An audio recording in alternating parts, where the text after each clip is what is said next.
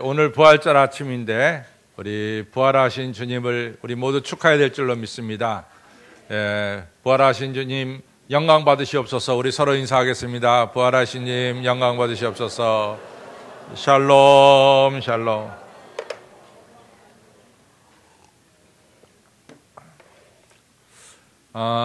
사람마다 걱정이 없을 수는 없겠죠. 저보러 누가 목사님 뭐 걱정 있으세요? 그러면 제가 없다 그러면 거짓말하는 거고 또 있다 그러는 게 더 정직한 것 같습니다. 사실은 요즘에 와서 걱정은 이 북한의 김정은이가 이 자칫 잘못해서 남쪽에다가 뭐 폭탄 하나 보내지 않을까 하는 걱정이 없잖아 있어요. 실제적으로. 왜냐하면은 북한의 정권이 안정되지 못했기 때문에 북한 내에 뭐 이런 여러 가지 자기 입장도 있고 그래서 남한에다가 이같이 폭탄 하나 보내면은 이번에는 우리나라가 연평도에서 당했던 것처럼 또 천안함 폭침 당했던 것처럼 가만히 있지는 않을 것 같아요. 틀림없이 전보다는 더 세게 북쪽에다가 우리도 폭격을 할 것 같습니다. 그럼 이렇게 서로 왔다 갔다 하다 보면은 물론 어느 정도 가다가 끝날이라고 기대는 같지만은 정말 이러다가 이 무고한 사람들 죽지 않나 이런 걱정이 사실은 있습니다. 그래서 정말 새벽마다 제 기도 제목에 틀림없이 들어가는 것은 이 남북한 동족 간에 전쟁이 일어나지 않도록 하나님 지켜주시고 전쟁은 하나님께 달린 것이라고 하나님 말씀하셨으니까 이 땅을 좀 지켜달라고 간절하게 기도를 드립니다. 이런 것이 이제 하나의 걱정이라고 하면 걱정이라 그럴 수 있고 또 우리 성도님들의 걱정들을 잘 보면은 건강에 대해서 걱정하시는 분들이 많이 있습니다. 우리가 세월이 흐르다 보면은 겉사람이 후퇴하게 되고 또 이런 모양 저런 모양으로 우리가 병을 가지게 되는데 하여튼 이 병 치료비도 만만치 않은 것 같아요. 제가 이제 며칠 전에 그 병원에 신마 갔는데 그 엘리베이터 안에서 여자분들이 얘기하기를 벌써 1,000만 원 들어갔다고 이런 얘기하면서 앞으로 몇 천만 원이 더 들지 모르겠다고 이러면서 걱정하는 이야기를 좀 들었습니다. 가족 중에 병든 사람을 치료는 해야 되겠는데 집에는 돈이 없고 이거 큰일 났다 이런 거죠. 그래서 이같이 살리기는 살려야 되겠는데 또 그 살리기 위해서는 돈이 많이 들어가고 벌써 1,000만 원이 들어갔다고 하면서 이렇게 걱정하는 것을 옆에서 들으면서 이같이 병 치료하는 것도 이 만만치 않은 일이구나 이런 이런 생각이 머리에 떠올랐습니다. 또 사실은 뭐 우리가 참 생명이 길어졌어요. 그래가지고 요즘 옛날에는 뭐 70고래라고 70을 살면 참 오래오래 산 거라 이렇게 생각을 했는데 지금은 70 살았다 그러면 누가 오래 살았다고 별로 생각하지 않습니다. 그리고 70 사신 분한테 얼마까지 사실 것 같습니까? 했더니 아예 100수는 넘겨야죠. 뭐 이렇게 쉽게 얘기하는 것을 요즘 들을 수가 있어요. 그러니까 70에서 100수를 넘긴다면 30년을 더 살아야 되는데 그 30년 앞으로 더 살아갈 때 어떻게 살아가느냐 그것도 쉽지 않은 문제입니다. 이처럼 생각해 보면은 우리가 걱정거리 또 근심하는 일들이 많이 있습니다. 근데 사실은 이런 걱정과 근심이 긍정적으로 작용하면은 우리 삶의 질이 여러모로 높아집니다. 한때 우리 인류가 참 어둠이 두려웠어요. 해만 지면 어두우니까 참 밤이 두렵단 말이죠. 그래가지고 이 인류가 노력한 끝에 아시다시피 전기불이 발명됐잖아요. 그러니까 어둠에 대해서 이같이 두려움을 갖고 연구하다 보니까 전기불이 발명된 겁니다. 또 사람이 수술을 받을 때 맨살을 찢고 수술하니까 얼마나 아픕니까? 보통 아픈 거 아니잖아요. 그러니까 좀 우리 인간이 좀 아프지 않고 수술을 받을 수 있는 길이 뭘까? 연구하다 보니까 이같이 마취제 같은 게 또 발명이 되는 거죠. 또 한때는 사람이 참 몰라서 당하는 경우가 많이 있어요. 무식해서 당하는 경우가 많습니다. 그래가지고 배워야 된다. 이 배워서 우리가 이 무식하다는 소리 듣지 않고 알 것은 알고 살자. 이래가지고 열심히 공부하고 또 학문이 발달돼서 이 모르는 것에 대한 두려움을 극복하는 경우가 많이 있습니다. 이처럼 우리가 가지고 있는 두려움과 근심은 우리가 긍정적으로 그것을 극복하려고 할 때 극복되어지는 경우가 종종 있어요. 그러나 우리를 가장 두렵게 만드는 것은 뭐니 해도 아마도 죽음이라는 문제가 아닌가 이렇게 생각합니다. 공자도 이같이 죽음이 가까웠을 때 동량이 기울어지고 해가 이같이 어두워진다라고 말할 정도로 공자까지도 죽음이 상당히 두려웠습니다. 이 죽음이라는 두려움의 문제, 이것은 인간이 아무리 노력하고 수고해도 별로 이 죽음의 문제에 대해서는 해결할 기미가 보이질 않습니다. 우리가 알렉산더 대왕이 이처럼 세계를 점령하고 그가 지낼 때 나름대로 알렉산더 대왕이 존경하는 인물이 있었어요. 그 인물이 뭐냐면 디오게네스라고 하는 철학자입니다. 그래서 알렉산더 대왕이 디오게네스를 참 존경하고 사랑하니까 디오게네스에게 이야기했습니다. 나에게 뭐든지 얘기해달라. 그러면 내가 당신이 원하는 것은 들어주겠다. 이렇게 이제 디오게네스한테 얘기했죠. 근데 디오게네스가 뭐라고 말했냐면은 가장 작은 것, 아주 조그만 것이라도 좋으니까 영원히 존속할 것을 저한테 하나 주십시오. 그랬더니 알렉산더 왕이 펄쩍 뛰면서 말하기를 내가 어떻게 유한한 인간이 당신에게 영원한 것을 줄 수 있겠소? 그것은 줄 수가 없습니다. 그랬죠. 그랬더니 디오게네스가 유명한 이야기를 했잖아요. 그래, 한 줌의 영원한 것도 가지지 못할 양반이 어찌 세계를 정복하느라고 그렇게 날뛰시고 계십니까? 이런 이야기를 했다는 거죠. 아무리 알렉산더 대왕이 세계를 점령했어도 한 줌의 땅도 영원히 줄 수 없는 게 알렉산더 대왕의 운명입니다. 이처럼 우리 사람들은 이 죽음이라고 하는 문제 참 해결할 수가 없어요. 며칠 전에 어느 신문을 보니까 어느 대학 교수가 아들에게 이같이 설명해 주듯이 진시황릉에 대해서 설명한 글을 읽으면서 참 많은 감회를 느꼈습니다. 우리 진시황릉 서안에 있는 능이죠. 근데 그 능을 갖다가 우연한 기회에 농부가 발견했대잖아요. 근데 지금도 진시황릉의 본체는 건드리지 않고 있다고 그러죠. 거기에 수은이 가득 차고 그것을 여는 날에는 어떠한 독이 퍼질지도 모르니까 그것은 잘 건들지 않습니다.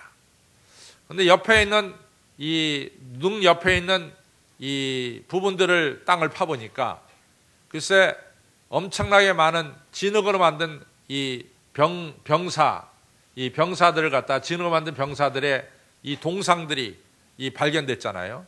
그래서 우리가 그 사진을 보면 다 입을 내두르면 이야 대단하다 이렇게 이제 다 우리가 혀를 내두를 정도로 많은 병사들을 갖다가 무덤 주변에 동서남북으로 이같이 세워놨잖아요. 그러면서 진시황이 이처럼 죽음을 앞에 두고 죽어서도 지하 세계에서 이같이 살아서 다스리고 싶은 마음에서 이 병사용 갱들을 만들었다 이런 이야기를 합니다. 근데 진시황은 주전 210년인가 201년에 그 사람이 세상을 떠나면서 49세로 세상을 떠났습니다. 그가 살고 싶어서 우리나라까지 불로초를 구하러 왔지만도 결국은 그는 49세의 나이로 죽을 수밖에 없었습니다. 여러분들 이 진시황만 그런 게 아닙니다. 여러분들께서 만약에 에집트로 이 여행을 가시면은 많은 사람들이 에집트에 가면은 이 카이로에 가서 피라미드를 보는 것으로 다로 여기지만은 사실은 에집트의 별미는 어디에 있냐면은 이 나일강을 이 하류에서 상류로 배를 타고 가면서 양쪽을 보는 것이 그것이 바로 에집트의 별미입니다. 그래서 가다 보면은 룩소라는 것이 나오죠. 아수안댐 쪽으로 향해서 가다 보면은 룩소라는 것이 나옵니다. 근데 룩서 근처에 왕들의 계곡이라는 데가 있어요. 근데 그 왕들의 계곡은 투트모스 1세서부터 라암세스 11세에 이르기까지 많은 왕들이 거기다가 자기 무덤을 만들었습니다. 그래서 그 왕들의 계곡에 가서 이 무덤에 들어가 보면은 어떤 무덤은 굉장히 짧고 들어가는 길이가 짧고 어떤 무덤은 들어가는 길이가 뭐 200m도 더 되게 길게 파져 있는 그런 무덤이 있어요. 그래서 이제 가이드한테 물어보죠. 똑같은 왕인데 이 왕의 무덤은 왜 이렇게 작고 저 왕의 무덤은 왜 이렇게 큽니까? 그러니까 이 왕들이 에집트의 왕이 되고 나서부터는 너무 왕이 좋은 거예요. 이 세상을 다스리는 게 너무 좋은 거예요. 죽어서도 다스리고 싶은 거죠. 그런데 죽음이란 현실이 오니까 이 죽음을 넘어서서 계속해서 다스리고 싶은 마음에서 왕이 되자마자 자기 무덤을 판대죠. 그래서 무덤 길이가 짧은 사람은 왕이 되자마자 얼마 안 있다가 죽은 사람이고 이 무덤의 길이가 뭐 200m, 300m로 나간 사람은 오랫동안 왕노릇하면서 자기 무덤을 팠다는 거죠. 살면서 자기 무덤을 팝니다. 죽음을 넘어서서 죽어서도 세계를 다스리고 싶은 마음에서 자기 무덤을 팠습니다. 그러나 여러분과 저는 오늘 진시황릉의 대단한 것을 보면서 또 룩서에 가서 왕들의 계곡에서 왕의 능을 보면서 한마디로 뭐라고 말합니까? 참 수고 많이 했다. 자기 무덤 때문에. 그걸로 더 이상 할 얘기가 없어요. 그 이상 더 할 얘기가 없습니다. 이처럼 인간은 어떤 자리에 앉았든지 간에 자기 죽음의 문제를 인간 스스로는 해결할 수가 없습니다. 그런데 오늘이 바로 부활주일입니다. 우리가 한 가지 꼭 기억해야 되는 것은 원래는 이 구약시대는 예배를 토요일 날 드렸어요. 토요일 날이 예배 드리는 날이었습니다. 토요일을 가리켜서 안식일이라고 부르죠. 근데 이같이 주후 이 395년에 이 예배 드리는 날이 이 325년이죠. 니케아 정교회의 때 정확하게 이 공휴일이 토요일에서 이 주일로 바뀌었어요.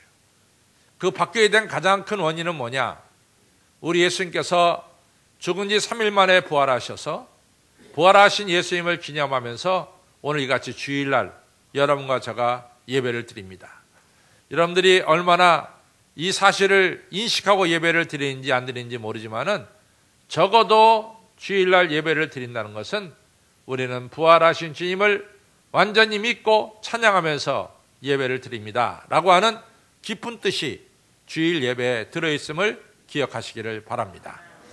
2000년 전 금요일 엊그저께 우리 예수님은 9시에 이 십자가에 달리셨어요. 그리고 십자가 위에서 6시간 정도 계셨습니다. 그리고 오후 3시에 소천하셨죠. 그리고 이 금요일 날은 해가 지면서부터 안식일이 시작되니까 서둘러서 사람들이 예수님의 시신을 나무에서 내려가지고 아리마대 요셉이 준 무덤에다가 예수님의 시신을 안치했죠. 그래갖고 금요일 저녁을 지나고 또 토요일 하루 종일 지나고 오늘 새벽, 주일 새벽에 예수님은 무덤문을 여시고 부활하셨습니다. 그래서 2000년 오늘이 예수님 부활하신 것을 저희들이 환영하고 찬양하는 거룩한 부활주일임을 다시 한번 마음속에 새기시기를 바랍니다. 나를 사랑하신 주님께서 부활하신 날이 바로 오늘입니다. 그러면서 예수님 말씀하시기를 나는 부활이요 생명이니 나를 믿는 자는 죽어도 살겠고 살아서 믿는 자는 영원히 죽지 아니하리라 말씀하셨어요. 그리고 죽은 지 사흘 된 나사로에게 나사로야 나와라 하면서 이 말씀하실 때 이 수의를 입고 있고 뭐 살이 썩어서 이같이 진물이 흐르는 이 죽은 나사로가 벌떡 일어나서 예수님의 명령을 듣고 살아서 나오는 이 역사가 바로 요한복음 11장에 나오고 있습니다. 오늘 예수님은 우리에게 말씀합니다. 오늘 부활주의를 지키는 여러분과 저에게 분명히 말씀합니다. 나는 부활이요 생명이니 나를 믿는 자는 죽어도 살겠고 살아서 믿는 자는 영원히 죽지 아니하리라. 우리 인간이 가지고 있는 가장 큰 두려움의 문제, 근심의 문제, 죽음의 문제를 우리 예수님께서 해결하시면서 말씀하시기를 나를 믿는 자는 죽어도 살겠고 살아서 믿는 자는 영원히 죽지 아니하리라. 내가 너희들에게 부활의 축복을 주노라 말씀하고 있습니다. 오늘 부활절 아침에 이 부활의 축복을 다 받으시기를 주님의 이름으로 축원합니다.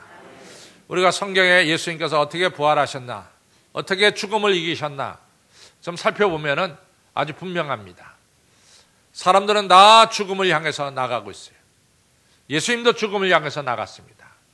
근데 분명한 것은 우리 인간은 죽음 때문에 두려움 속에 빠져 있지만은 예수님은 담대하게 죽음을 향해서 나가는 것을 볼 수 있어요. 우리가 마태복음 16장에 예수님께서 말씀하시죠. 내가 예루살렘에 올라가서 고난받고 그리고 죽을 것이다. 십자가에 달려 죽을 것이다. 그리고 3일 만에 나는 부활할 것이다. 그랬더니 베드로가 나서서 말합니다. 예수님 죽긴 왜 죽어요? 젊은 나이에 죽긴 왜 죽어요? 우리가 예루살렘에 올라가는 것은 왕이 되려고 올라가는 거지 예수님 죽으려고 올라갑니까? 그런 말씀하지 마십시오. 이러면서 예수님이 십자가에 달려 죽는다고 예루살렘 올라가겠다고 하는 걸 갖다가 베드로가 나서 막았죠. 그때 예수님 뭐라고 말씀합니까? 사단아 물러가라. 너는 하나님의 일을 생각하지 않고 사람의 일을 생각한도다. 그러면서 예수님께서 하신 말씀이 있어요. 누구든지 나를 위하여 자기 목숨을 잃는 자는 그 생명을 얻을 것이고 누구든지 자기를 위해서 목숨을 얻고자 하는 자는 잃을 것이다. 누구든지 죽음을 향해서 담대하게 나아가는 자는 오히려 살 것이고 죽지 않고 발버둥 치며 살겠다고 하는 자는 오히려 죽을 것이다 라고 말씀하고 있습니다. 오늘 우리가 읽은 빌립보서 3장 10절로부터 16절은요 조금 이게 말씀이 조금 이렇게 되면 금세 머리에 팍 들어오지 않아요. 그런데 오늘 빌립보서 3장 10절 11절 이후의 말씀은 한마디로 말해서 이겁니다. 나도 예수님처럼 부활의 영광에 동참하기 위해서 나는 고난의 길과 죽음의 길로 나갑니다. 이것이 바로 사도 바울의 고백이에요. 정말로 사도 바울은 이 죽음의 길로 나갔어요. 그랬잖아요. 사도 바울 예루살렘에 가지 말라. 당신 가면 죽는다.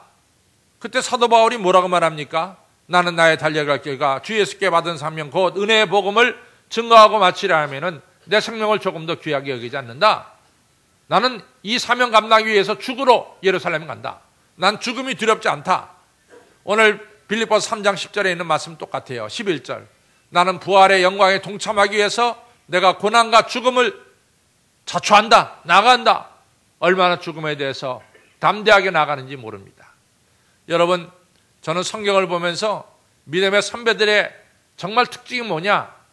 저들은 죽음을 너무나 담대하게 받아들였다는 얘기입니다. 우리가 신명기가 34장으로 되어 있어요.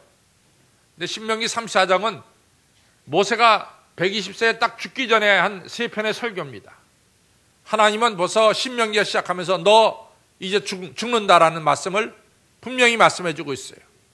그러니까 모세는 모압 평지에서 설교하면서 이제 죽음을 내다보고 있습니다.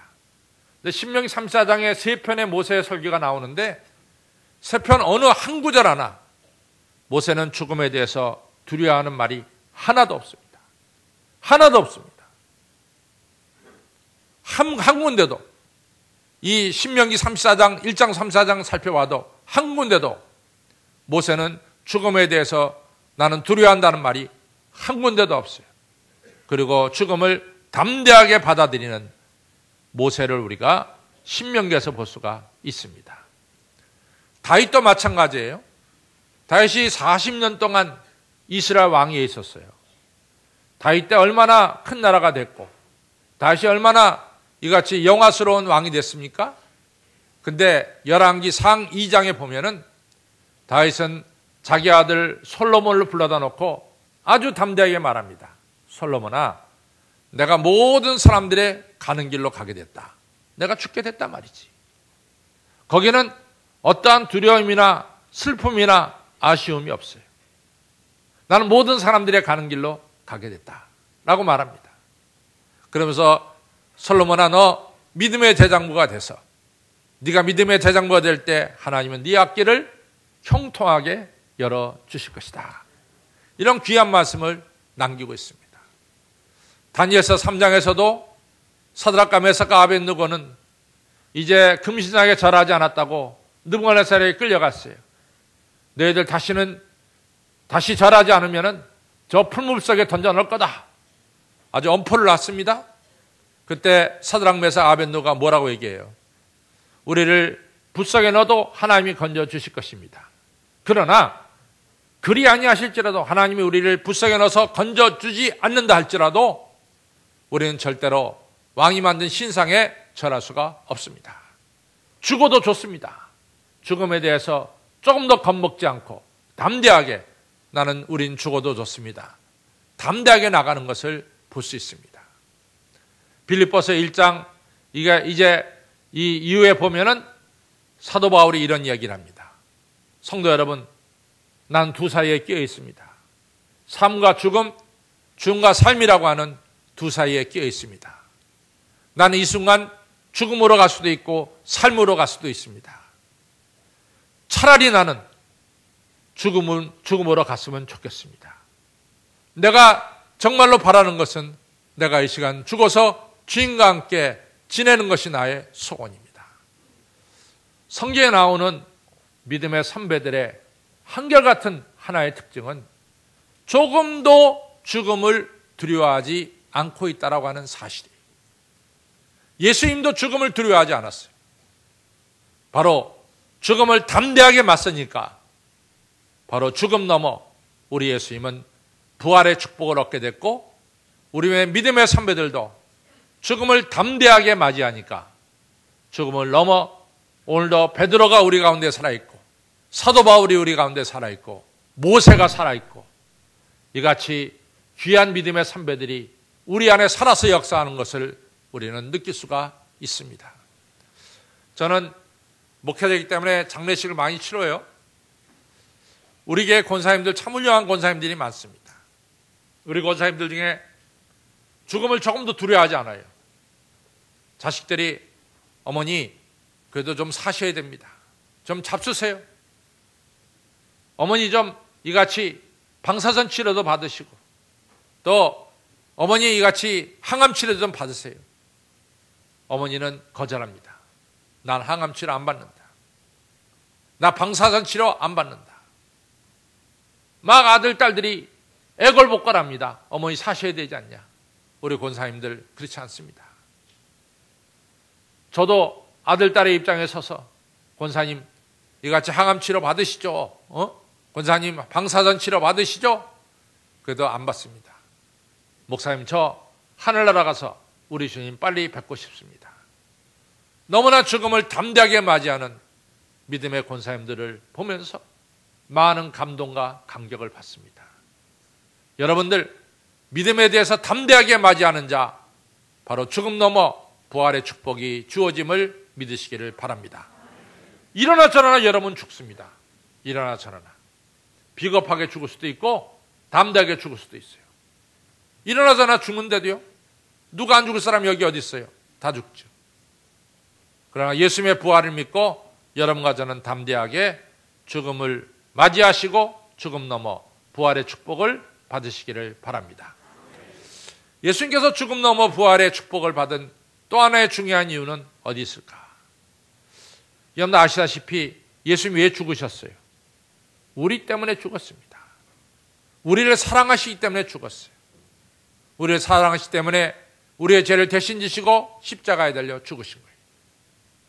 예수님은 사랑 때문에 죽으셨어요.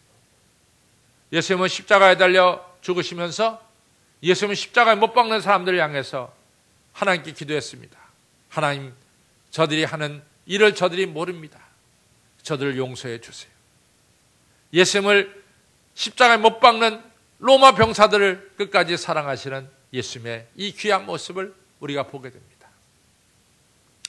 요한일서 4장 18절에 사랑은 두려움을 쫓아내느니 온전한 사랑에는 두려움이 없느니라.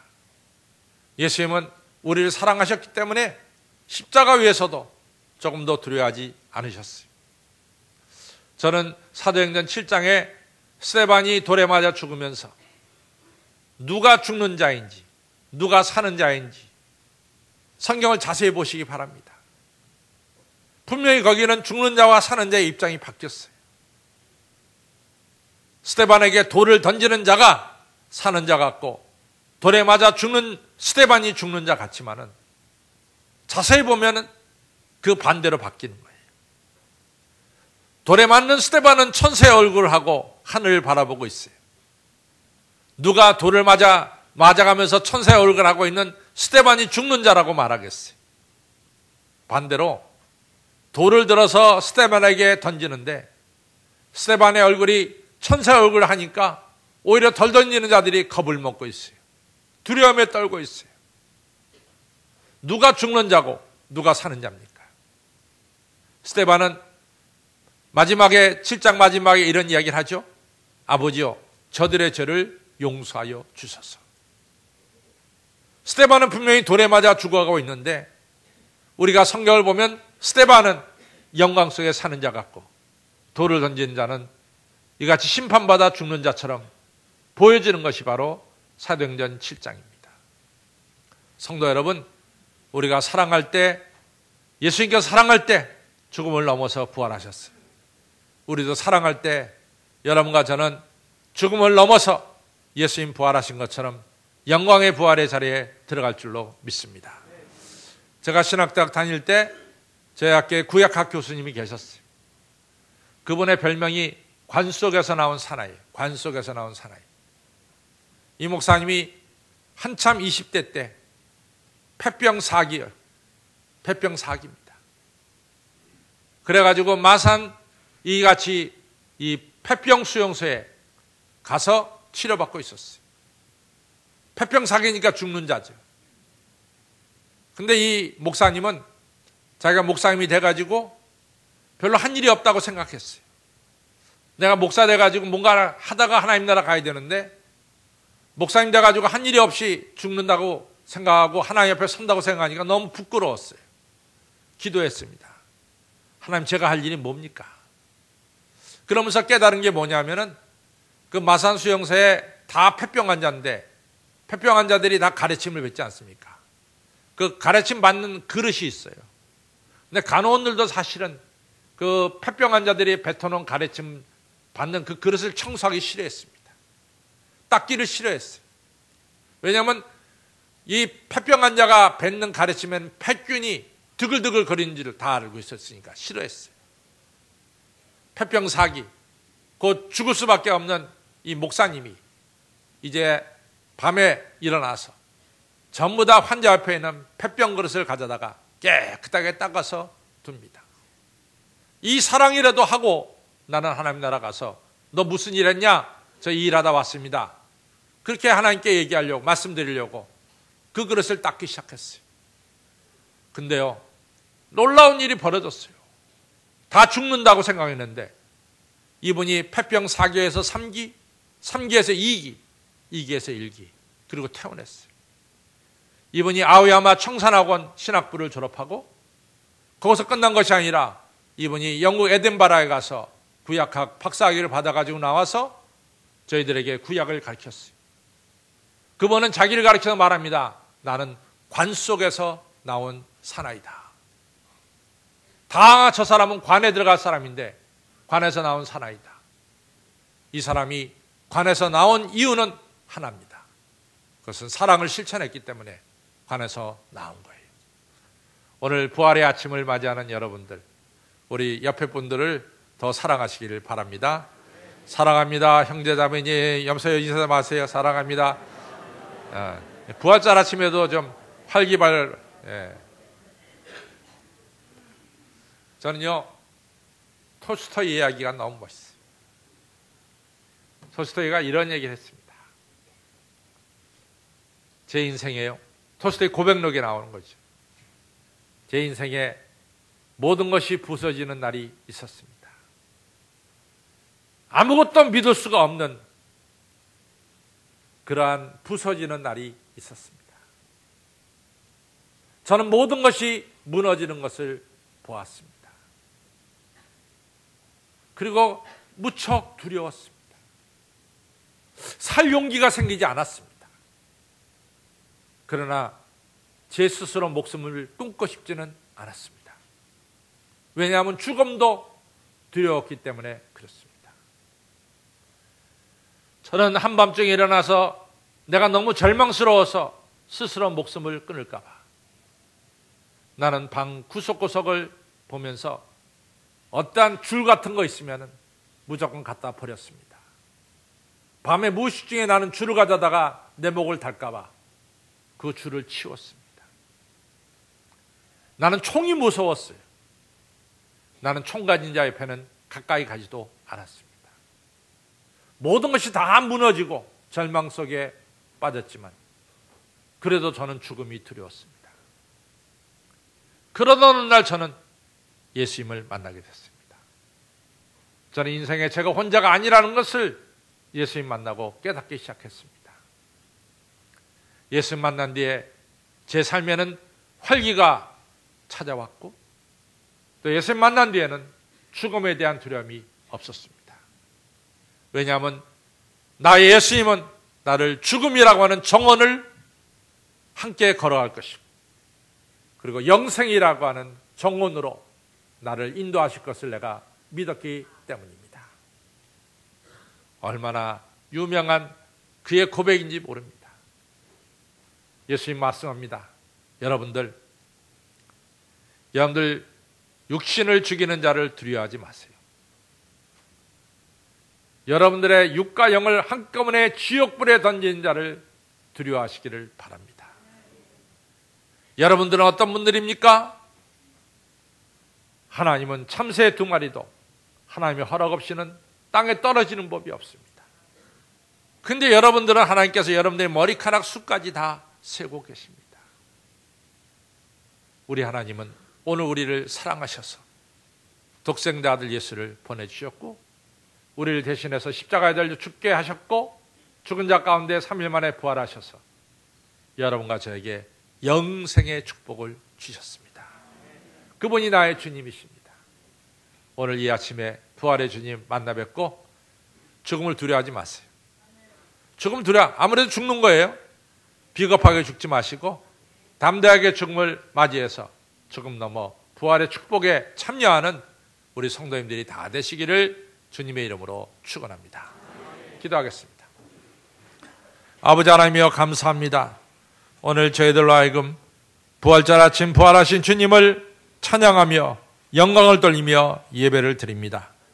아버지 하나님이여 그 옛날 막달라 마리아나 또한 예수님의 제자들에게 부활의 주님이 나타나셔서 부활하신 사실을 정확하게 보여주셨듯이 주여 이 시간 성령님 역사하여 주셔서 부활의 주님을 만나는 축복이 오늘 성도님들 한 분 한 분에게 있게 하여 주옵소서.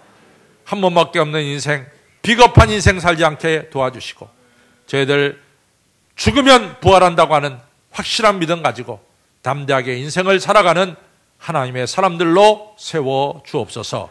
감사하며 예수님 이름으로 간절히 기도 올려 싸움나이다. 아멘.